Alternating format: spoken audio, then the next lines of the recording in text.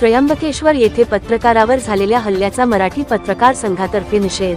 नाशिकजवळ त्र्यंबकेश्वर येथे पत्रकारावर झालेल्या हल्ल्याचा मराठी पत्रकार संघ भुसावळ तालुक्यातर्फे निषेध करण्यात आला व हल्लेखोरावर कठोर कारवाई करावी या मागणीसाठी उपविभागीय पोलीस अधिकारी संदीप गावित यांना निवेदन देण्यात आले.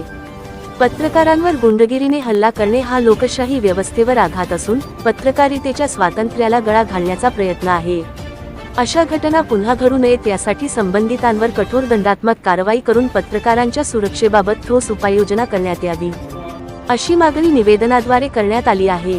यावेळी मराठी पत्रकार संघाचे तालुका अध्यक्ष संतोष शेलोडे, सचिव मनोहर लोणे, पत्रकार विनोद बोरधे, कमलेश चौधरी, आकाश ढाके, किशोर सावळे, रवी कोलते, शोएब सय्यद, कलीम पायलट, वसीम शेख, संजय काशीव, हबीब चव्हाण आदी उपस्थित होते. हल्ला झालेला आहे त्या हल्ल्याचा आम्ही मराठी पत्रकार संघातर्फे जाहीर निषेध करतो आणि या अनुषंगाने आम्ही भुसावळ डीवायएसपी यांना पत्र दिलेलं आहे की हल्लेखोरावर कठोर कारवाई व्हायला हवी.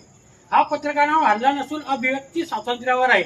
असे हल्ले वारंवार महाराष्ट्रात अनेक वेळा पत्रकारांवर झालेले आहे, परंतु कायदा तयार होऊन सुद्धा त्याची अंमलबजावणी होत नाही.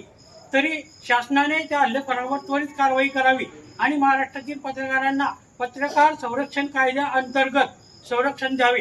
पुन्हा असे हल्ले होऊ नये त्यासाठी तजवीज करणे जरुरी आहे आणि हल्लेखोरावर त्वरित कारवाई करणे सुद्धा जरुरी आहे. मराठी पत्रकार संघ पुन्हा या ठिकाणी तीव्र शब्दात या हल्ल्याचा निषेध करीत असून पुन्हा या ठिकाणी आम्ही हल्लेखोरांवरती कारवाई व्हावी असे निवेदन पोलिसांना तर दिलेले आहे, परंतु महाराष्ट्र शासनाने याबाबत त्वरित दखल घेण्याची आवश्यकता आहे.